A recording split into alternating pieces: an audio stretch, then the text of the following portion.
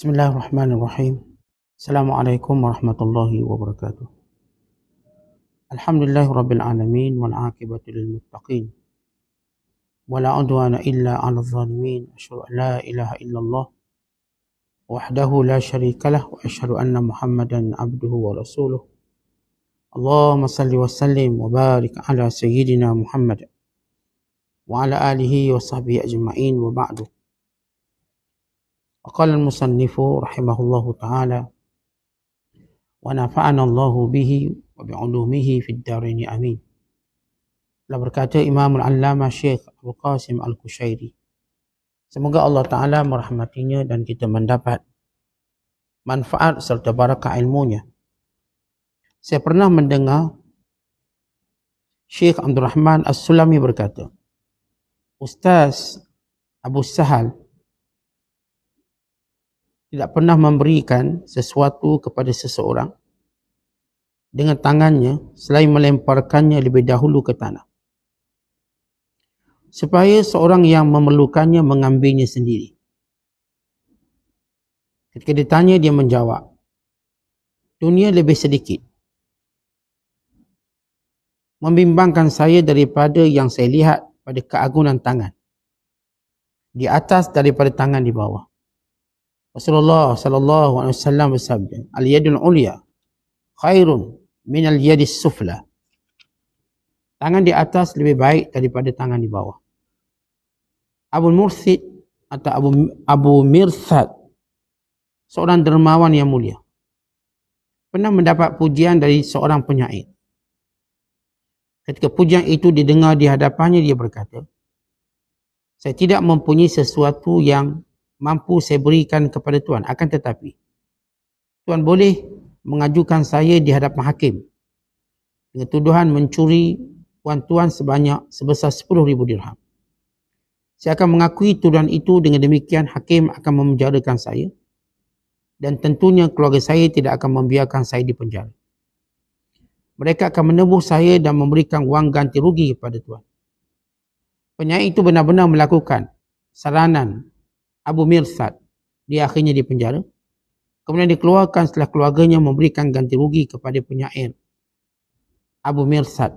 Selamat dari penjara dan penyair mendapat 10,000 dirham. Diceritakan bahawa seorang meminta sesuatu kepada Hasan bin Ali bin Abi Talib radhiyallahu ta'ala anhuma. Dia memberinya 50,000 dirham dan 500 dinar sambil memberikan pesan, barulah seorang pelayan yang akan membawakan barang-barang ini untuk Tuan. Kemudian dia datang dengan ditemani seorang pelayan.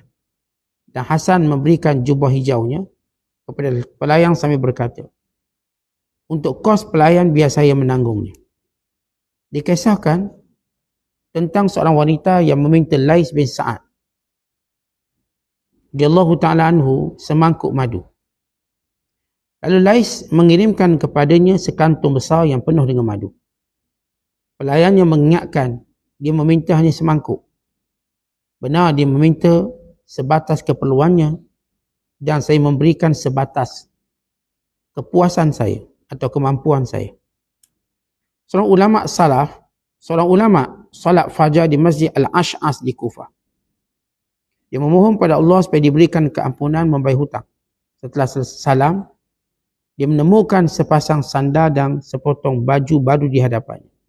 Apa ini? Tanya hairan kepada seorang pembahagi. Al-Ash'as baru tiba di Mekah. Beliau memerintahkan beberapa muridnya untuk membahagikan barang ini pada semua jemaah masjidnya. Tetapi saya datang untuk memohon pada Allah supaya dibebaskan dari hutang. Dan saya bukan termasuk jemaahnya. Sedekah ini semua untuk semua yang hadir, jelas mereka. Diceritakan bahawa ketika kematian Imam Asy-Syafi'i hampir tiba, dia berpesan, datangkan seorang yang akan memandikan jenazah saya. Lelaki yang dimaksudkan adalah orang asing. Lalu disampaikan kepadanya pesan sang Imam Asy-Syafi'i. Lelaki itu mengerti maksudnya. Dia diminta untuk mengingat-ingat sesuatu dan akhirnya menemukan bahawa dia dan Imam Asy-Syafi'i mempunyai hutang 70,000 dirham. Imam Syafi'i meminta pelayannya untuk memberikan wang sejumlah itu. Imam Syafi'i menemukan bahawa dia mempunyai hutang sebanyak 70,000 dirham. Imam Syafi'i memintanya untuk memandikannya untuk membayar hutang tersebut. Inilah mandi jenazah saya. Inilah tujuan saya memandikan jenazahnya, jenazah Imam Syafi'i. Pembetulan terjemahan. Diceritakan juga ketika Imam Syafi'i tiba di Mekah dari kota Sana'a, ini Yaman, dia membawa 10,000 wang dinar. Apakah tuan hendak membeli budak? Tanya seseorang. Dia langsung merobohkan kemahnya, mendirikan kemahnya dan keluar ke pinggiran Mekah. Wang dibawanya dituangkan ke tanah dan setiap orang yang datang, dia memberikan segenggam wang. Ketika waktu zuhur tiba, dia berdiri lalu mengebas-kebas bajunya, tidak satu pun wang yang tersisa di dalamnya. Diceritakan pada saat hari perayaan, Sari As-Saqati keluar rumah. Kemudian seorang tokoh masyarakat menerima kunjungannya. Dia menyambutnya dengan hormat, tetapi Sari membalasnya dengan biasa. Bahkan dia membalas salamnya kurang lengkap. Dia seorang pembesar, seorang mencuba mengingatkannya. Saya tahu, jawab Sari. Tetapi mengapa? Seorang perawi menceritakan, kedua orang Islam bertemu maka 100 rahmat dibahagikan antara keduanya. Yang 100 bahagian untuk yang lebih murah senyum dan saya ingin dia memperoleh yang lebih banyak. Muslimin dan muslimat sedang penonton rahmati Allah sekalian. Masih lagi bicara kita tentang sifat kemurahan, dermawan, sifat pemurah yang menjadi salah satu daripada sifat utama para nabi, para rasul dan juga sekalian orang-orang soleh. Dan sifat pemurah ini melambangkan nilai kefahamannya dalam agama dan kewarakannya dan adabnya dengan Allah SWT. Kata para ulama, manusia hampir sama dari sudut amalannya di sisi Allah Ta'ala. Melainkan yang membezakannya ialah adabnya dengan Allah. Yang dimaksudkan adab dengan Allah ialah bagaimana cara dia mensyukuri nikmat Allah Ta'ala. Bila seorang diberikan limpahan kelapangan rezeki, bagaimana cara dia beradab pada Allah dan bersyukur dengan berkongsi, dengan memberikan kepada orang yang memerlukan, sama ada di kalangan yang meminta ataupun tidak. Maka sifat memberi, sifat pemurah merupakan sifat yang melambangkan adab yang tinggi seorang hamba dengan Allah.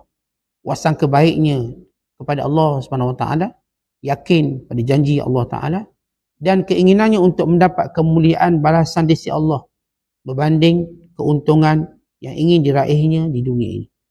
Maka sifat pemurah antara sifat orang-orang yang tidak pernah rugi. Bahkan diceritakan dalam makna sifat pemurah ini apa yang kita kisahkan sebelum ini, itu Imamul Allamah Syekhul Khurasan Abu Sahal As-Sa'luki rahmatullahi alaihi rahmatan wasi'ah. Bila diceritakan oleh Syekh Abdul Rahman As-Sulami, bila Ustaz Abu Sahal As-Sa'luki dia nak beri seseorang, dia tak terus hulurkan tangan, tapi dia letakkan di satu tempat dan disuruh siapa yang memerlukannya mengambilnya. Maka dia berkata, aku bimbang dalam satu hadis bila Rasulullah menyatakan al-yadul ulia khairum minal yadis sufla, tangan di atas lebih baik daripada tangan di bawah. Aku bimbang, aku menganggap diriku lebih baik daripada yang menerimanya. Karena itu aku tidak mahu secara langsung memberinya dengan tangan. Ya, pertama kita lihat bagaimana sifat pemurah beliau tidak mahu menjadikan dirinya lebih mulia daripada pemberi, lebih mulia daripada penerima. Walaupun hadis Nabi SAW menyebut bahawa tangan di atas lebih baik daripada tangan di bawah. Dan sepakat penafsiran hadis memberi maksud yang memberi lebih baik daripada yang menerima. Namun ia tidak bersifat mutlak. Hadis ini walaupun zahir memberi maksud tangan di atas lebih baik daripada tangan yang menerima, ia bersifat umum tapi tidak bersifat mutlak. Maksudnya bukanlah setiap kali yang memberi itu dia menjadi lebih baik daripada yang menerima. Contoh, kalau seorang datang memberi sesuatu hadiah kepada Rasulullah SAW, apakah dia lebih baik pada Rasulullah? Sedangkan Nabi menerima. Dalam kebanyakan keadaan, para sahabat datang bertemu Rasulullah dan memberi berbagai hadiah kepada baginda. Atau kalau pokok buah-buahan baru tumbuh, baru berbuah, Buah pertama mereka akan berikan kepada Nabi SAW.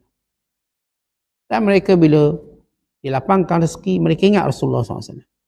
Dalam hadis, bila para sahabat menceritakan mereka mengejar arnak, dan bila salah seorang dapat menangkapnya, yang pertama mereka ingat Rasulullah dan berikan bahagian yang paling Nabi suka, yakni pehanya, pada baginda SAW. Apakah waktu ini yang memberi pada Rasulullah lebih mulia? Pasti kita kata tidak. Maka hadis ini tidak bersifat mutlak. Artinya pada keadaan umum. Namun ada waktu yang menerimanya lebih baik daripada yang memberi. Kalau tuan-tuan ambil sesuatu beri pada mak ayah, apakah tuan-tuan akan kata tangan di atas lebih baik daripada tangan di bawah? Yang maksud saya lebih mulia pada mak saya bila saya memberi pada ibu dan ayah saya. Jawapannya tidak. Mak ayah saya lebih mulia pada saya. Ada jasanya yang tidak boleh saya balas dengan apa pun.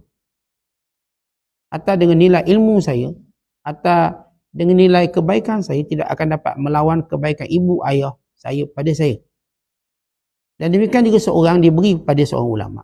Apakah dia lebih baik daripada ulama tadi bila dia memberinya? Atau dia menjadi mulia kerana ulama itu menerima pemberiannya? Kerana pemberian ni dia ada banyak asas. Kalau asas kecintaan, mahabbah, maka mungkin yang menerimanya lebih baik daripada yang memberi. Ada asasnya ialah ihsan, yang berlaku baik. Kalau dia susah, kalau dia sekian memerlukan. Ya, waktu itu mungkin yang memberi lebih baik daripada menerima. Ini hadis ini perlu kita ta'amul ataupun faham dengan betul. Memang di atas lebih baik pada di bawah. Tetapi melihat pada kondisi tertentu. Tidak akan kita kata lebih baik tangan yang memberi kepada Rasulullah SAW berbanding Rasulullah yang menerima. Tidak akan kita kata tangan seorang anak yang memberi lebih mulia daripada tangan ibu yang menerima. Tidak mungkin kita kata tangan seorang murid lebih mulia daripada tangan guru yang menerima. Maka itu tidak menjadi maksud hadis ini. Hadis ini memberi maksud secara umum. Pada orang yang memerlukan, pada orang susah. Galakkan supaya orang ini memberi kepada keperluan orang ini. Kerana orang ini kalau tak diberikan, dia mungkin susah. Dia berbeza dengan orang-orang yang lain. Yang mereka tak diberi pun mereka tak susah. Tapi kita ingin mendapat kemuliaan kerana memberi. Kerana kadang-kadang tujuan kita memberi banyak sebab. Bukan sekadar sebab simpati. Barangkali sebab kasih sayang. Barangkali sebab penghargaan. Barangkali sebab kemuliaannya. Barangkali sebab-sebab yang menjadikan kita merasakan memberi kepadanya. Mereka ahli yang berhak. Bahkan lebih berhak daripada kita. Dalam menerima sesuatu. Oleh kerana itu Abu Sa'ad As-Sa'luki, dia ni bercakap bila diberi pada orang fakir miskin. Maka dia akan beri dengan letak di bawah. Biar orang fakir miskin, orang yang berhajat ambil. Sebab dia tidak mahu merasakan dirinya lebih mulia daripada yang menerima. Kata ini jiwa tawaduk. Dan inilah jiwa rendah diri yang baik. Dalam apa jua keadaan pun, kita tak pernah melihat diri kita ni lebih baik pada orang lain. Kalau pun orang lain melihat kita lebih baik pada dia, itu hal dia bukan hal kita. Dalam doa yang Rasulullah sallallahu alaihi wasallam, Allahumma ja'alni fi aini saghira wa fi a'yunin nasi kabira. Ya Allah, jadikan aku melihat diriku kecil dan manusia melihat aku besar. Maksudnya jadikan aku melihat diriku tak ada apa-apa. Tapi manusia melihat diri aku mulia. Maksudnya, kita doa pada Allah jangan pernah sepintas lalu. Jangan pernah walau sekelip mata, kita rasa kita lebih mulia pada orang lain. Tapi orang lain melihat kita mulia, maka itu tanda penyaksian yang baik di sisi Allah. Kedua apa pun kebaikan, yang kata kita lebih warak pada orang lain, lebih berilmu pada orang lain. Kalau kita rasakan, saya rasa memang saya lah paling berilmu. Sebab orang belajar dengan saya. Maka hentikan dengan berkata, ini semua daripada Allah. Hadza min fadli Rabbi. Supaya hilang kesombongan. Tujuan ayat dan doa, ungkapan, setiap kali kita melihat lebihan nikmat pada kita, kita akan kata, hadza min fadli Rabbi. Ini ialah kurniaan Allah kepadaku. Dan untuk menguatkan lagi makna kurniaan, kita berkata, liyabluwani ashkuru am akfur. Untuk Allah uji saya, apakah saya bersyukur atau kufur. Jadi kita melihat kelebihan dan kurniaan itu sebagai ujian. Allah beri kita lawa, ujian Allah. Allah beri kita kaya, ujian Allah. Allah beri kita kuat, ujian Allah. Allah beri kita sihat, kita lihat ujian Allah. Allah beri anak kita ramai pada orang lain, ujian Allah. Allah beri umur kita panjang lebih pada orang lain, ujian Allah. Allah beri kita selamat daripada ujian, selamat pada musibah dan orang lain tidak. Maka kita kata itu ujian Allah. Maka lafaz itu mengelakkan kesombongan. Ini kisah Abu Sahal As-Sa'luki. Ada seorang dermawan yang terkenal. Namanya Abu Mirsad. Rahimahullahu ta'ala. Bila ada seorang yang memujinya, menjadi satu kebiasaan bila seorang puji, maka kita memberi penghargaan pada dia. Beri penghargaan. Dipuji kita, bukan kita nak pujian. Tapi kalau orang puji, maka kita tahu dia menyaksikan sesuatu yang baik daripada kita. Maka kita pun beri sesuatu. Saya tengok awak ni baguslah, pemurah ni ada makan nasi, ambil. Ini bukan upah pujian. Tapi inilah ta'adub, beradab dengan manusia. Contoh kalau orang puji kita, maka sebagaimana kalau orang beri makanan pada kita, kita pun beri sesuatu juga pada dia. Sebagaimana orang tolong kita, kita juga beri sesuatu padanya. Dan bila seorang puji kita, bukan kita nak sombong atau sebagainya, kita akan selesa dengan dia. Kerana manusia, antara benda yang menjadi nikmat, bila kita selesa dengan orang. Dan orang yang kita selesa ialah orang yang duduk kita dan dipuji kita. Dan bukan kutuk kita. Bukanlah puji untuk kita sombong, tapi untuk rasa aman. Untuk aman dan untuk kita rasa selesa dengan dia. Sebab kalau mula duduk jadi kutuk, tuan-tuan tak akan selesa duduk dengan dia. Tuan-tuan mula duduk ni dia kata, awak nampak makin lawa lah, makin hisap. Alhamdulillah, kita pun selesa. Nasi lemak kita tu ada yang 2 ketul, kita pindah ke dia. Ambil. Saya ambil nasi ketul ni. Maka ini satu adab dia panggil. Adab. Maka Abu Mirsad bila orang puji, dia kata saya tak ada duit nak bagi. Tapi begini. Awak mengadu pada hakim bahawa saya ada hutang dengan awak 10,000. Di sini terjemah curi, bukan curi. Kalau curi potong tangan. Saya ada hutang 10,000 dan saya tak bayar. Sebab dalam mahkamah Islam, siapa yang berhutang dia boleh bawa ke mahkamah. Dan mahkamah akan mengarahkan dia bayar hutang. Kalau dia gagal membayarnya maka akan disita. Kita peruntukan tu tak ada. Hutang tak. Melainkan syarikat-syarikat besar. Kita tak ada benda tu nak, dia tak layan orang bawah ni. Kalau hutang nak dakwa ke mahkamah. Dia habis gitu je. Maka dalam mahkamah Islam sebenar, kalau seorang berhutang, tak kira banyak mana, dia akan tuntut di mahkamah. Wa imma yang berhutang ini mengaku dia berhutang. Atau dia tak mengaku, maka dia datangkan saksi. Baik, kalau dia mengaku, maka dia wajib bayar. Bila dia wajib bayar, wa imma akan disita hartanya, wa imma didatangkan kafir penjamin dia. Kerana hakim akan memberi satu tempoh untuk dibayar. Kalau gagal, maka hakim akan buat sesuatu. Sama ada memenjarakannya, sama ada merampas hartanya, apa yang patut. Dan makna hukum ta'zir. Lalu kata Abi Mirsad, saya tak ada duit nak bagi sekarang. Awak cuma mengadu pada qadi, saya berhutang dengan awak 10,000 dan saya tak bayar. Dan saya akan mengaku saya tak hutang. Nanti saya akan dipenjara. Nanti keluarga saya datang akan menjamin dan akan bayar hutang awak. Sebab keluarga saya kaya. Akhirnya penyair ini betul-betul buat macam tu. Dia pergi kat qadi, dia hutang saya 10,000. Qadi pun panggil, dia kata betul saya hutang 10,000, saya tak bayar. Maka dia beritahu keluarganya. Maka oleh kerana kita kan nak jaga air muka keluarga. Maka keluarganya datang membayar hutang 10,000 tersebut. Walau itu bukan hutang, tapi itu adalah sedekahnya. Macam kita sebut semalam. Orang bila benar-benar nak pemurah, akan unik cara dia. Cara dia memberi seseorang. Ikhlas seseorang.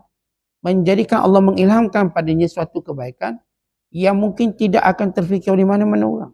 Kita kalau niat je nak buat baik, Allah ilham banyak cara. Tapi kalau kita tak ada niat nak buat baik, kita akan banyak alasan. Kita memang nak buat baik. Walaupun kita katakan, oh masa saya sempit, Allah akan lapangkan waktu. Walau kita kata saya macam tak berkesempatan, Allah sempatkan kita. Kenapa? Kerana Allah mula memberkati masa kita, harta benda kita. Sebab kalau kita baca satu hadis yang menyatakan, wallahu fil auni al-'abd, ma kana al-'abdu fi auni akhi. Fi riwayatin, wallahu fi auni al-'abd, ma kanat al-'abd fi hajati akhi. Allah sentiasa membantu hamba yang cuba untuk menyempurnakan hajat saudaranya. Tentang saudara-saudara kita ada berhajat kita, macam-macam hajat lah. Yang dia mungkin tak mampu. Atau dia tidak berpengetahuan tentang itu. Dia tidak punya informasi. Atau dia tidak berada dalam kesibukan tertentu. Lalu kita kata, baik, saya akan uruskan, saya akan tolong, saya akan mudahkan. Maka Allah akan bersama dengan dia. Siapa yang tolong hajat saudaranya? Maka kita dah sebut dalam hadis, orang yang menolong hajat saudaranya lebih baik daripada i'tikaf sebulan di Masjid Nabawi. Sebulan i'tikaf tak keluar-keluar, tak keluar makan nasi Arab, tak keluar jalan-jalan. I'tikaf betul sebulan. Ini yang tolong menyempurnakan hajat saudaranya lebih baik pada itu. Lebih baik daripada i'tikaf Masjid Nabawi. Maka ini orang-orang yang cuba membantu saudaranya dengan cara infak, dengan cara menolongnya. Bagaimana kisah Abu Mirsad yang hebat ini. Diceritakan Hasan bin Ali radhiyallahu ta'ala anhu. Itu Hasan bin Ali cucu Nabi sallallahu alaihi wasallam. Bukan pemuda syurga, ketua pemuda syurga. Raihanah, haruman Rasulullah sallallahu alaihi wasallam. Bahkan Nabi SAW bila mendukung Hasan, Nabi kata, inni uhibbuhu fa'hibbahu. Aku sayang dia, kamu semua kena sayang dia. Dan sayang pada Hasan dan Husain, tanda keimanan pada Allah. Kecintaan pada Nabi SAW. Kedua-dua cucu Rasulullah, walaupun di sini cerita tentang Sayyidina Hasan. Seorang yang amat pemurah. Dan Hasan bin Ali radhiyallahu ta'ala bukan sekadar. Dia bukan jenis orang yang berbangga dengan keturunannya. Walau dia layak berbangga. Dia bukan jenis orang dengan keturunannya lalu goyang kaki. Saya keturunan Rasulullah. Lalu suka-suka melanggar perintah Allah. Bagaimana berlaku pada sebagian orang yang jahil. Tak nama dia keturunan Rasulullah, maka dia dengan berani melanggar perintah Allah. Sebab dia anggap dia mulia sangat. Maka ini membahayakan dia. Patutnya kalau benar kamu keturunan Rasulullah, kamu jauh lebih beragama. Ini Hasan amat kuat agama dia. Sehingga bila mana dia duduk solat subuh, dia tak akan bangun daripada solat subuhnya. Ini selepas selesai solat subuh, dia akan berzikir sehinggalah keluar matahari setiap hari. Dia tak akan keluar daripada tempat di solat sehingga terbit matahari. Solat duha baru keluar. Bagaimana cara dia membina waktunya dengan Allah SWT. Dengan ibadat yang banyak, dengan sifat penyabar, yang tidak pemarah. Walaupun Allah beri dia usia yang amat muda. Bila lahir pada 3 Hijriah dan meninggal pada tahun 49 Hijriah. Pada usia lebih kurang 46 tahun. Mungkin sebahagian saudara umur lebih pada Hasan bin Ali. Bagaimana Hasan bin Ali radhiyallahu ta'ala anhu memanfaatkan masanya dengan benar-benar bermutu dan berkualiti. Baik dari sudut ibadat, baik dari sudut ilmu, atau dari sudut sifat pemurahnya. Beliau terkenal dengan sifat pemurah yang tidak boleh dilawan oleh orang sezaman dengan yang petang lagi orang macam kita. Dia ceritakan ada seorang punya hajat kepadanya, tak tolong. Al-Hasan memberikan kepadanya pertolongan 50,000 keping duit perak dan 500 duit emas. Nak bawa ni banyak, 50,000. Bukan duit zaman sekarang. Bawa macam tak berat. Dulu kepingan perak. Dirham kepingan perak. Dan kepingan dinar. Ada 500 keping dinar. Kalau tuan-tuan ada katakan sekilo dinar. Ni kalau 500 keping dinar ni. Tuan-tuan akan darat dengan 4 gram. Berarti 5 kali 4. Jadi lebih kurang. Katakan mungkin 2 kilo emas. 2 kilo emas. Bawa 2 kilo emas. Berat. Campur dengan duit perak lagi. 50,000 keping. Maka dia perlukan seorang toko pikul duit. Lalu kata Sayyidina Hasan, ni duit aku bagi kat kau. 50,000 dan 500 keping emas. 500 dinar. Pergi cari seorang pembantu untuk bawa. Maka orang ni pun carilah pembantu untuk bawa duit. Lalu kata Hasan, pembantu ni pun aku bayar tu kau nak bawa duit. Dan dia pun tanggalkan jubahnya dan diberikan jubah dia sebagai mukaddimah upah. Ambil jubah, pakai. Itu jubah Sayyidina Hasan. Bayangkan kalau raja bagi pakaian kat kita, kita rasa apa? Bagi pakaian, tak payah upah lain pun, tak apa, baju diselai je. Kata ini pakaian cucu Nabi SAW. Pakaian cucu Rasulullah SAW. Yang orang nak semua kemuliaan dia. Maka diberikan kepada orang yang akan bawa duit untuk tolong seseorang. Begitu sifat pemurahnya Dan kita pun dah baca kisah pemurahnya sebelumnya, kita telah ceritakan dengan seorang makcik tu. Dan ini Sayyidina Hasan tuan dikatakan bahawa beliau pergi haji sebanyak 25 kali. Yang kesemuanya haji ini kebanyakannya dia berjalan kaki. Sebab dia malu untuk berkenderaan, untuk menunjukkan rasa humble dia. Lepas ada riwayat menyebut dia pergi haji 25 kali, cuma beberapa kali dia pergi jalan kaki. Ini daripada Madinah di ke Mekah jalan kaki.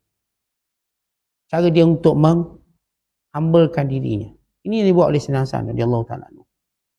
Ini dia betul-betul manfaatkan umur dia. Ada duit, pergi haji lah. Kita ni ada duit tak tahu nak buat apa. Kita tak ada benda-benda besar dalam agama. Dan kita suka menangguhkan kebaikan-kebaikan agama. Walau kemampuan kewangan tu kuat. Kemampuan kewangan kita besar. Tapi kita lebih suka benda-benda yang tidak menguntungkan kita waktu bertemu dengan Allah. Setiap orang fikir apa yang perlu mereka lakukan. Ini Sayyidina Hasan orang kaya. Sahabat cucu Rasulullah yang kaya. Bagaimana dia manfaatkan hartanya untuk membantu dan untuk melakukan ibadat. Buat ibadat. Maka sebaik-baik harta berada di tangan orang yang soleh. Dia ceritakan salah seorang daripada ulama yang pemurah, namanya Lais bin Sa'ad. Lais bin Sa'ad, Syekhul Islam, yang lahir pada tahun 94 Hijriah dan wafat pada tahun 175 Hijriah, sezaman dengan Imam Malik radhiyallahu ta'ala anhu. Dan Imam Syafi'i walaupun tidak sempat bertemu Lais bin Sa'ad, dia mengkaji ilmu Lais bin Sa'ad dan dia berkata, Al-Lais afqahu min Malik illa anna ashabahu lam yaqumu bihi. Lais lebih alim pada Imam Malik, tapi anak muridnya tidak mempopularkannya.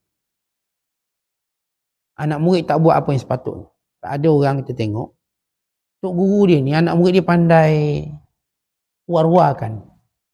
Anak murid dia pandai popularkan gurunya. Sehingga fatwa guru ni lebih tersebar. Ada ulama dia lebih alim, tapi anak murid tak pandai. Tak pandai untuk memuliakan dia, tak pandai untuk menulis ilmu dia, tak pandai nak sebarkan ilmu. Kalau kita zaman sekarang tak pandai buat video untuk guru dia. Tak pandai. Tak pandai nak kat video untuk sebarkan kebaikan. Dia tak pandai. Maka menyebabkan guru yang alim tu padam. Maksudnya tenggelam suara dia.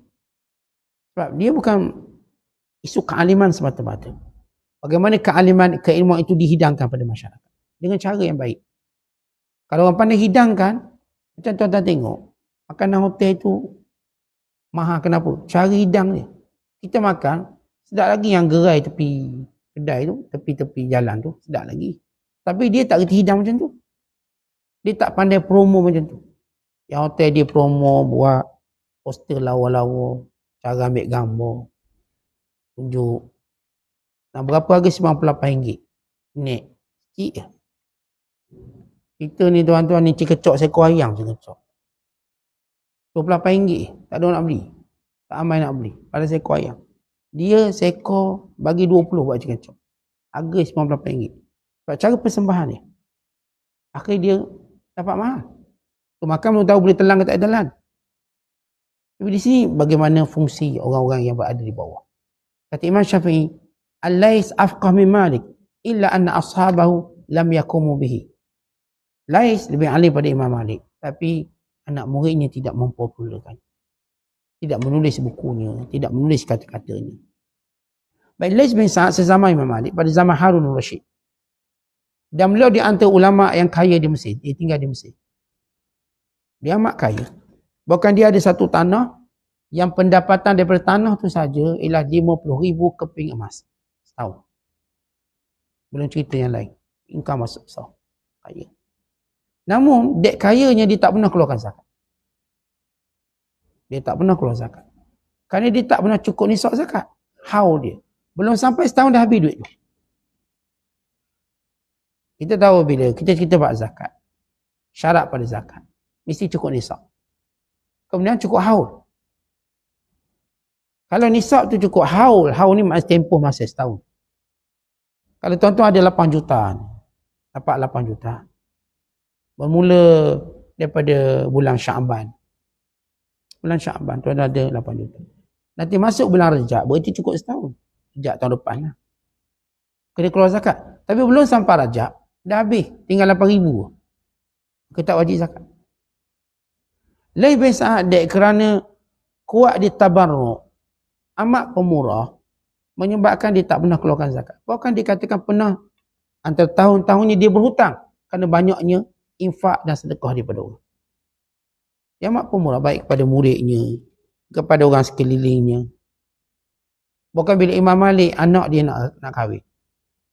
Anak Imam Malik nak kahwin, dia pun minta, list ni boleh tak tolong hantar usfur sikit. Usfur ni sejenis bunga.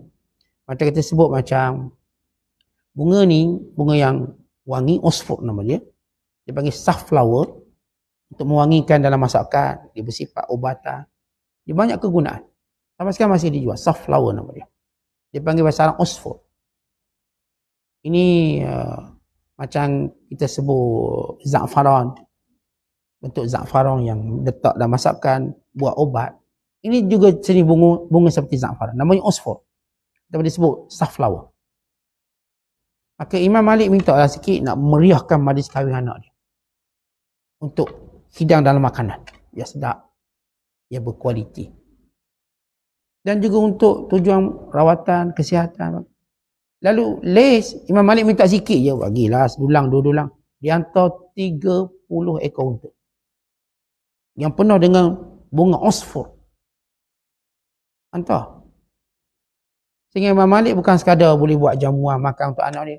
Siap Imam Malik boleh jual. Banyak lagi, jual lah separuh, jual. Dapat 500 dinar. 500 keping emas. Kemudian ada lebih lagi, fudalah. Simpan lagi. Kerana les dia ada satu akhlak. Selain daripada sifat pemurah. Sifatnya ialah bila dia bersama dengan para ulama. Dia tidak mahu ulama itu terhina meminta dengan orang lain. Biar mulia sesama kawan-kawan. Dan kita tahu Imam Les, dia paling kuat infaknya pada Imam Malik. Maksudnya dia banyak beri wangnya kepada Imam Malik. Sehingga jumlah yang diberikan jauh lebih banyak pada khalifah beri pada Imam Malik. Ni Harun al-Rashid bila dia nak buat baik dengan Imam Malik, dia hantar 10,000 keping emas. Okay dah. Les hantar 30,000 keping emas. Lalu Harun al-Rashid marah. Kata, apakah dia nak lawan aku, kekayaan aku? Harun al-Rashid ni bagi 10,000 keping emas. Les biasa hantar kepada Imam Malik 30,000 keping. Supaya Imam Malik ini jangan duk tengok orang-orang yang atasnya tengok. Maka kita sama-sama kita je. Maka ini antara akhlak Les bin Sa'ad yang amat pemurah. Satu hari ada seorang wanita minta sebekas madu. Les bin Sa'ad suruh hantar satu tempayang madu. Lalu kata pelayan, Tuan Syekh, dia minta semangkuk yang hantar satu tempayang kenapa? Lalu kata Les, dia minta berdasarkan keperluan. Kita beri berdasarkan kemampuan. Ayat ni perlu jadi syiar kita. Orang kalau minta berdasarkan keperluan, kita akan beri ikut kemampuan. Kalau mampu banyak-banyak, mampu sikit-sikit. Kita tak akan beri berdasarkan apa dia nak. Kita akan beri berdasarkan kemampuan kita. Kalau seorang kata, boleh tak saya nak RM10, itu pun bagi 100. Sebab saya mampu bagi awak 100. Kalau seorang kata, boleh tak saya nak 100, kita bagi dia RM10. Kenapa? Saya mampu RM10. Dengan cara itu, tuan-tuan, kita akan beri dengan sukarela. Sebab bagi dengan keinginan kita. Beri dengan keinginan kita. Kalau kita tersak beri ikut keinginan orang, maksudnya kalau banyak, kita akan menjadi beban bagi kita. Tapi kalau kita beri ikut kemampuan, kita pun seronok. Memang kita beri kemampuan dengan maksud banyak ke, sikit ke, itu hal lain. Tapi itulah keinginan kita. Dia datang, pakcik minta serai sebatang, nak masak tom yum ini. Kita bagi dia seperdu. Seperdu ni ambil. Satu rimbun serai, ambil. Nak sebatang tak apalah. Ni ambil semua. Boleh buat tom yum 4 bulan. Sebab kita akan beri berdasarkan kemampuan kita. Sebab takkanlah orang tu nak minta banyak-banyak, cik minta seperdu serai, marah kita. Kadang-kadang orang minta, dia akan minta paling minimum yang dia rasa orang akan luluskan. Orang tak berani minta maksimum. Datang rumah kita minta daun kari sikit, nak buat kari ni. Orang rumah mengidam misalnya. Mungkin kita boleh bagi dia satu dahan kecil. Tengok tak apa, kita banyak, pohon kari banyak. Tebang sebatang pokok, ambil ni daun kari. Boleh tanam nanti, boleh beri ke orang lain pula. Itu sifat kemampuan. Sebab itu orang minta berdasarkan keperluan, kita beri berdasarkan kemampuan. Maka ini syiar Orang-orang bila dia melakukan demikian, dia akan bersifat tenang dalam pemurahnya. Ada seorang dermawan terkenal bernama Ash'ath, seorang ulama di Kufah. Dia bila pergi ke Mekah, dia akan beli hadiah pada semua ahli jemaah. Dan bila hari dia pulang daripada Mekah, maka dia pun beri setiap jemaah dia, dah agak jemaah dia berapa orang. Setiapnya akan mendapat jubah dan mendapat slipper. Dan ada tukang bagi. Ada seorang yang datang masjid Kufah, bukan jemaah dia. Dia datang semata-mata kerana nak ada terjemah maksudnya menuntut hutang. Gharim. Ada kata dia dalam keadaan berhutang. Tengah duduk masjid sekejap. Tiba-tiba dilihat di hadapannya ada jubah dan ada slipper. Dia kata, ni kenapa? Kerana guru kami bawa balik Mekah dan dihadiahkan semua pada ahli jemaah masjid ini, masjid Kufah. Lalu kata lelaki ni, saya bukan anak murid dia. Saya ni duduk sini je, ada urusan sikit. Lalu kata bagi ni, dia dah nasihatkan, dia dah wasiatkan pada kami, siapa pun yang ada dalam masjid ni, tak kira lah anak murid kata anak murid, bagi. Ini sifat pemurah dia. Lepas tu kalau tuan-tuan bila kita sebut, kita bermusafir. Bila musafir, antara adab musafir, sunat kita bawa sesuatu pulang kepada keluarga kita. Dan pada orang terdekat dengan kita, disunatkan. Hatta kalau kita lihat dalam kitab Manasikul Hajj, Al-Idhah fil Manasikil Hajj wal Umrah. Dalam bab tawaf wada'. Contoh kita bila kita tawaf wada', banyak benda kita tak boleh buat sebab dah tawaf penghabisan. Maka apakah boleh membeli belah ketika mana tawaf selepas tawaf wada'? Kata Imam Nawawi, boleh. Kalau membeli belah itu tujuannya untuk bawa hadiah-hadiah, goodies-goodies pada keluarga kita. Dia tak batal tawaf wada' kerana kita nak beli belah. Yang tak boleh bila kita membeli belah untuk berniaga. Belah tadi nak berniaga, balik nak berniaga. Pergi pula tempat jauh-jauh. Sehingga menghilangkan makna tawaf wada', tawaf perpisahan. Kalau tawaf wada', tuan-tuan dalam perjalanan nak belilah batang kayu sugi sikit. Ataupun nak beli makanan biryani sikit buat bekal. Atau rebah ni 4 jam, 5 jam. Atau belilah sikit, sekian-sekian hadiah anak-anak ingat. Berapa anak buah kita lupa ni. Yang ni duk bilang-bilang. Maka ini disunatkan dan tidak membatalkan tawaf wada'. Merujuk pada kitab Idhah fil Manasikil Hajj wal Umrah. Dalam bab atau dalam tajuk tawaful wada'. Tawaf wada'. Apa yang boleh buat, apa yang tak boleh buat. Membeli belah tu tak ada masalah apa-apa. Kalau tujuannya untuk hadiah kepada orang-orang yang kita nak berikan pada dia. Kerana antara adab, antara sunat. Bila kita bermusafir bawa sesuatu. Kan orang yang menerima kepulangan kita, mereka juga harap sesuatu. Dah pergi jauh-jauh takkan tak ada apa sikit-sikit. Ada gula-gula sikit. Dah buah kurmanya sikit. Mesti ada sesuatu yang menjadikan kegembiraan orang-orang yang ditinggalkan sesudah mereka menyambut orang yang datang dari jauh. Maka ini yang dibawa oleh Al-Ash'ath. Bila dia ke Mekah, dia akan bawa hadiah kepada murid-murid semuanya. Semua satu masjid. Mana banyak lah tu. Pada zaman kita kena bayar lah kargo tu. Kita boleh berapa kilo? 23, 46 kilo. Kalau anak murid ada 100 orang, mau 460 kilo. Tapi kalau duit banyak, tak apa buat. Artinya, maksud di sini yang sifat pemurah. Kerana orang pemurah, dia tak akan kira berapa. Sebab dia melihat kemuliaan pemurah. Dia tak akan kalkulat nilainya secara dunia, kerana dia melihat nilainya di sisi Allah SWT. Dan satu kisah yang juga menarik tentang sifat pemurah Imam Syafi'i. Dan orang-orang yang bersama dengan Imam Syafi'i rahimahullah. Kata Imam Syafi'i sebelum wafat, ini terjemah yang saya nak betulkan sikit. Sebelum Imam Syafi'i wafat, maka dia ada tinggalkan wasiat. Banyak wasiat dia. Ada Imam Al-Isnawi dalam kitab At-Tabaqat Asy-Syafi'iyah pada jilid yang pertama menyebut tentang sebahagian wasiat Imam Syafi'i kepada murid-muridnya. Kepada orang yang ditinggalkan. Dia ceritakan antara wasiat Imam Syafi'i. Imam Syafi'i kata, yang memandikan jenazah aku fulan bin fulan. Maka orang tak tahu kenapa Imam Syafi'i suruh orang ni. Rupanya Imam Syafi'i, dia ada berhutang sebanyak 70,000 dirham. Tapi Imam Syafi'i bukan dihutang kerana dia. Kerana kalau tuan-tuan baca manaqib Imam Syafi'i, dia amat pemurah. Maka hutang ini sebahagian daripada sifat pemurah dia. Maknanya dia sampai peringkat pemurah sampai berhutang. Kita ni kedekut sampai berhutang. Dia pemurah sampai berhutang. Macam tuan-tuan ambil contoh mudah. Mak kita dia punya pemurah pada anak-anak. Dia sampai berhutang. Anak nak belajar luar negeri, dia berhutang untuk beri pada anak dia. Anak nak kahwin, dia berhutang sebab nak suruh mudah anak dia kahwin. Anak nak pergi kerja tempat jauh, dia berhutang untuk beri ni, permulaan gaji anak dia. Nak kerja jauh, 2-3 bulan tak ada gaji. Tak apa, mak bagi duit. 3,000, 4,000.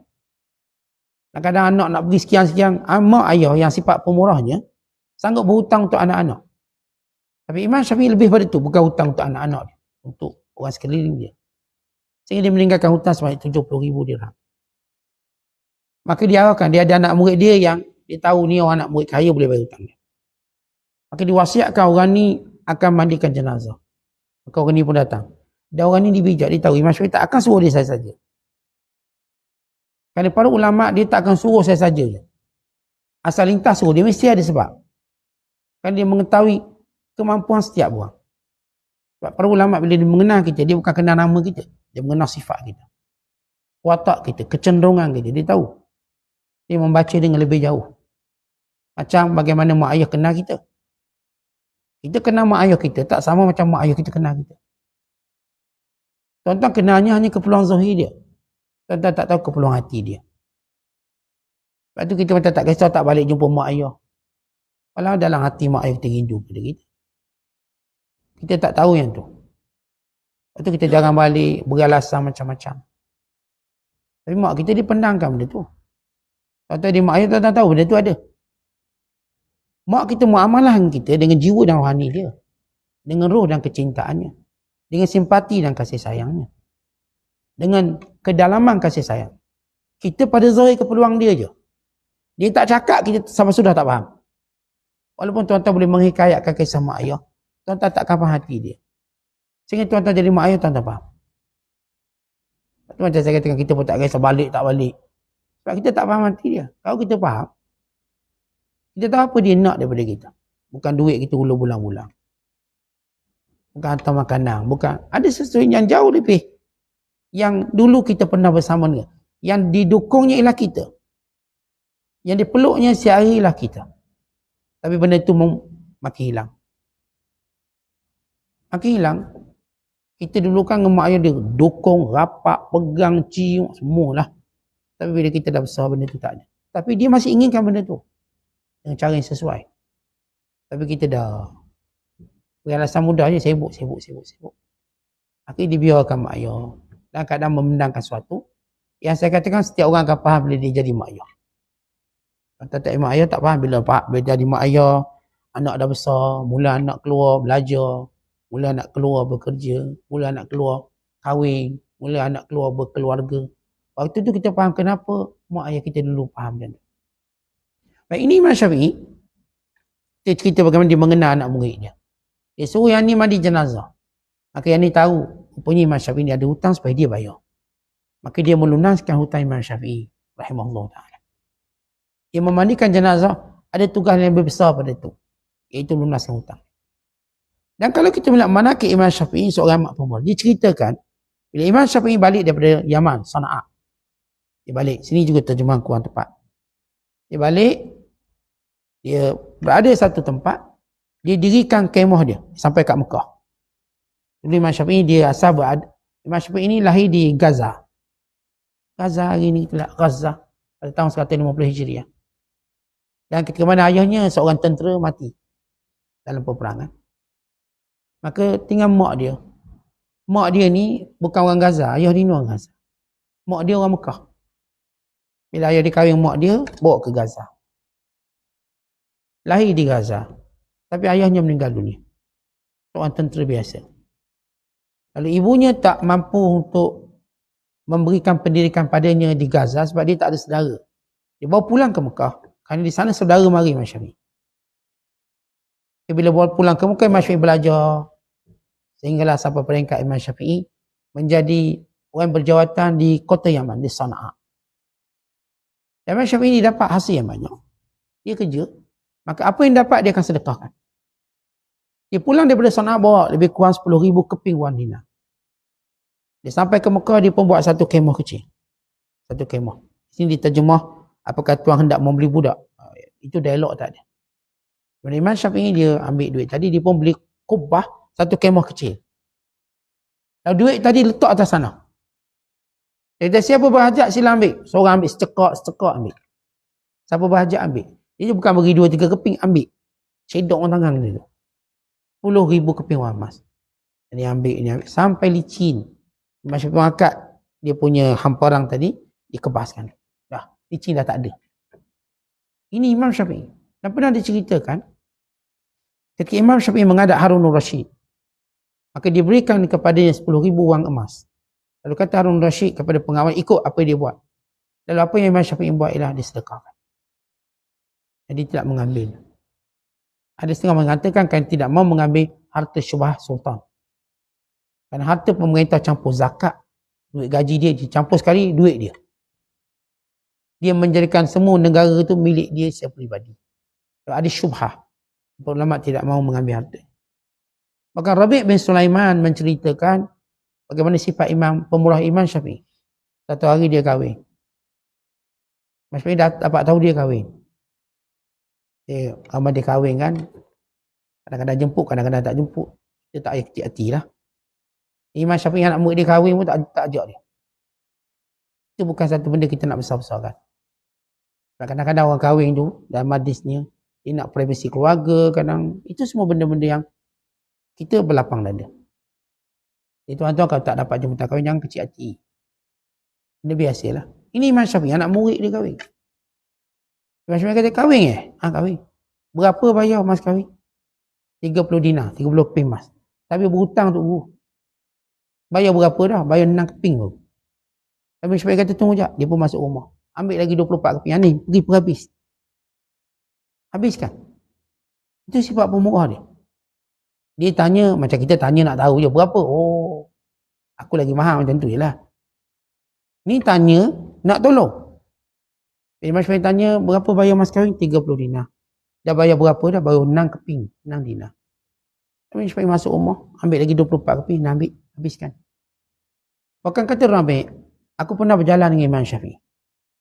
Tiba-tiba tali cemetinya jatuh. Tali untuk memandu kuda. Buat pukul kuda. Jatuh. Ada di situ seorang tukang kasut. Dia melompat ambil. Oh, ini Imam Syafi'i ni. Lompat ambil. Untuk serah pada Imam Syafi'i. Kerana nak muliakan Imam Syafi'i rahimahullah. Imam Syafi'i ni kalau orang buat baik, dia mesti upah. Lalu Imam Syafi'i kata, Rabi', duit ada banyak mana? Kat tangan kau? Ada sikit. Beri semua. Beri semua. Rabi' ambil beri semua. Lalu kata Rabi', aku kira barangkali 9 keping wang emas. Sebab Rabi' ni tukang jaga duit. Imam Syafi'i bagi dia duit, jaga. Kalau Imam Syafi'i bermusafir, duit Rabi' pegang. Kenapa dia tak nak pegang? Kalau dia pegang, dia akan berkira-kira. Biar dia pegang. Beri macam tu. Tak tahu dah habis tak? Dah habis. Okay, dah habis tak apa. Dia tak menjadi sekatan bagi dia. Maka ini sifat pemurah. Pernah diceritakan oleh Imam Ibnu Abdul Hakam, anak murid dia. Namanya Muhammad bin Abdullah bin Hakam. Ataupun dipanggil Ibnu Abdul Hakam. Ini asalnya mazhab Maliki. Kemudian bila Imam Syafi'i datang ke Mesir, dia belajar Imam Syafi'i jadi mazhab Syafi'i. Kemudian bila Imam Syafi'i wafat, dia tukar mazhab Maliki balik. Dia cerita, walaupun dia dah mazhab lain. Tok guru aku ni orang yang mak pemurah. Pernah satu hari, aku pergi ke rumah dia, Imam Syafi'i ni beli kenderaan baru. Tes kenderaan baru. Kuda dia lah. Dia kata, wahai Ibnu Abdul Hakam, naik. Cuba ke depan sikit, pecut depan sikit, pecut. Okey, cuba undur, reverse. Undur belakang. Aku nampak dia secocok dengan kamu, ambil lah. Imam Syafi'i dia punya dermawan, dia suruh anak murid dia naik. Ke depan belakang, dia kata, nampak macam sesuai ni, matching tau. Ambil. Ini sifat pemurah. Bukan ulama kadang kita akhbar tentang manaqib ataupun jud asy-Syafi'i, sifat pemurah Imam Syafi'i. Itu sebahagian kisah yang kita ceritakan. Bukan lebih banyak kisah pemurahnya. Bukan satu cerita yang menarik tentang sifat pemurah Imam Syafi'i. Satu ketika Imam Syafi'i duduk makan. Makan dengan muridnya Rabi'. Makan dipanggil mulawas. Mulawas ni kurma letak badam. Kami dulu kat Mesir, kami sebelum balik Malaysia kami suka beli. Kami panggil balah bilos. Balah bilos maksudnya buah kurma, dalamnya letak badam. Laus artinya badam. Kacang badam. Imam Syafi'i makan, kita ambil kurma tuan-tuan, tuan-tuan buang biji dia, ganti dengan buah badam. Buah badam tu dia macam biji kurma. Orang tak kerti, dia makan, dia buang badam tu. Orang ingat biji kurma. Tak, ni boleh makan punya biji. Apa dia? Badam. Sebab dia gabungan dua. Badam ni banyak khasiat dia. Jadi Imam Syafi'i makan buah tu. Dia panggil balah bilos, kurma badam. Tentu ada kawan-kawan kat Mesir, ada. Buat sendiri pun boleh. Ambil kurma, dia badam masuk dalam. Okay, sedang Imam Syafi'i makan, seorang lelaki duduk makan. Imam Syafi'i tak halang pun dia duduk. Lepas sudah makan, dia tanya Imam, nak tanya soalan, apa kau makan tanpa kebenaran? Dia dah makan dulu dah. Imam Syafi'i pun tengok anak murid dia senyum. Tengok, dia tak tanya sebelum makan, pandai dia. Dia makan dulu tanya. Sebab kalau tanya sebelum tu kata tak boleh, tak makan lah dia. Tapi Imam Syafi'i pula tak halang, dia makan. Lepas tu baru tanya soalan, nak tanya hukum makan tanpa dijemput, apa hukum? Dah kenyang, dah sedawa ni. Imam Syafi'i tak anggap itu sebagai satu orang ni jahat dan sebagainya. Dibiarkan orang ni. Kalau kita kalau setakat orang untuk makan kita, tak ada masalah. Bukan jenayah pun. Dia nak makan. Orang nak ambil duit kita 300-400 ribu lain, nak makan apa sangat. Kita pun makan tak habis. Dengan kecil manis, darah tinggi semua makan tak habis. Dan kalau duduk makan, biarlah dia makan. Bukan habis pun kita makan. Contoh yang akhlak. Sebab pemurah Imam Syafi'i rahmatullahi alaih. Dia ceritakan tentang Sari As-Saqati. Supaya kita tahu pemurah ini bukan sekadar pada harta benda. Kadang-kadang pemurah dalam memberikan kelebihan yang utama pada seseorang. Ada seorang pembesar pada hari raya jumpa dengan Sari As-Saqati, seorang ulama yang meninggal tahun 253 Hijriah. Dan namanya pembesar, maka orang akan sambut dia sungguh-sungguh. Tapi Sari buat lebih kurang. Kalau betul, orang kata ini orang besar ni. Tak apa, aku nak lebih kurang.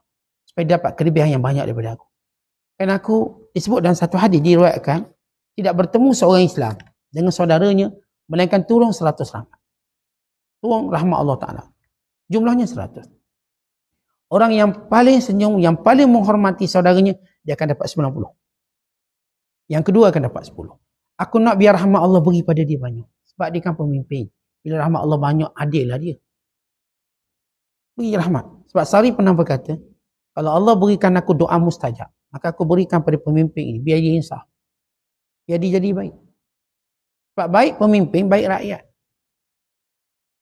Jadi kalau saya ada doa mustajab, saya akan doakan pemimpin. Bukan saya doa biar dia lekat dengan jawatan dia. Itu pengampu. Saya doakan biar dia jadi baik. Dengan amanah kepimpinannya, biar dia jalankan amanah. Dengan amanah kepimpinan, biar dia merahmati rakyat. Tanpa menjadi perangai mendiskriminasikan pada orang tak menyokong dia. Ini cara jahiliah. Padahal sama-sama Islam. Asal tak sokong dia, ini kita tak tolong. Ini kita tak bagi peruntukan. Ini jahiliah. Kerana Islam melihat seseorang dengan makna yang sama. Saudara. Persaudaraan kita. Kalau layak dibantu, maka dibantu. Tanpa diskriminasi. Tapi kita dah ada politik jahiliah. Yang menjadikan kita, sokong kita je bagi. Tak sokong, jangan harap kita bagi. Maka ini salah. Itu bukan konsep yang betul dalam Islam. Lepas tu kata Sari, aku kalau ada doa mustajab, aku doakan pada dia. Sama perkataan Fudail bin Iyad. Kalau aku ada doa mustajab, aku doakan pada pemimpin. Tapi kita ingat bukan doa yang setengah manipulate ayat ini. Doa dengan maksud kekal kuasa, kekal. Bukan, doa biar dia jadi baik. Biar dia dengan kepimpinannya dihidayahkan oleh Allah untuk menjaga agama ini. Untuk menjaga umat ini. Untuk menjaga keadilan. Bahkan untuk menjaga kesaksamaan. Perkara yang menjadi kebaikan yang rakyat inginkan, idamkan, cita-citakan. Sehingga rakyat mimpi dan mengigau nak dapat. Maka mudah-mudahan Allah Ta'ala buka hidayah pada pemimpin Islam untuk buat benda ni. Untuk melakukan perkara yang berkebaikan pada umat. Maka Sari kata, bila aku jumpa dia, biar dia layan aku lebih. Aku tak nak layan dia lebih. Supaya dia mendapat rahmat Allah lebih. Kalau seorang bertemu, tuan-tuan sekalian, memang turun rahmat Allah. Maka Allah mengampunkan dosa dua orang bertemu dan bersalaman. Maka Allah menghilangkan rasa dengki antara keduanya. Bahkan banyak kelebihan disebut dalam hadis tentang dua orang Islam bila bertemu. Kerana Allah. Tapi yang paling baik di kalangan mereka bertemu, siapa yang paling nampak ceria. Siapa yang lebih nampak terhibur jumpa kawan dia. Orang ni akan dapat rahmat lebih banyak. Salih asal kata bukan maksud dia tak nak rahmat Allah. Tapi dia melihat kepada orang ni pemimpin, saya dah sebut pemimpin. Pada posisi dia, manfaatnya lebih banyak. Kita tuan-tuan kalau kita solat jemaah, kita mana duduk solat depan. Tapi kalau nampak pemimpin, kita panggil depan. Tak ada yang datang lambat. Tak, kita nak biar dia dapat rahmat Allah, biar dia memimpin baik. Bila dia duduk solat depan, malaikat akan selawat padanya. Biar dia jadi baik. Malaikat akan doa untuk dia. Biar dia jadi baik. Kerana baik pemimpin, manfaatnya untuk semua orang. Baik kita barangkali hanya untuk kita. Sebab itu, kadang-kadang pemurahnya tadi bukan sekadar pemurah pada harta. Pemurah pada senyum. Pemurah dalam bagaimana kita nak beri peluang orang untuk mendapat kelebihan yang utama. Kebaikan di sisi Allah SWT. Kerana kebaikan ini akan beri impak pada dia dalam muamalah dia dengan orang lain. Wallahu a'lam bissawab. Assalamualaikum.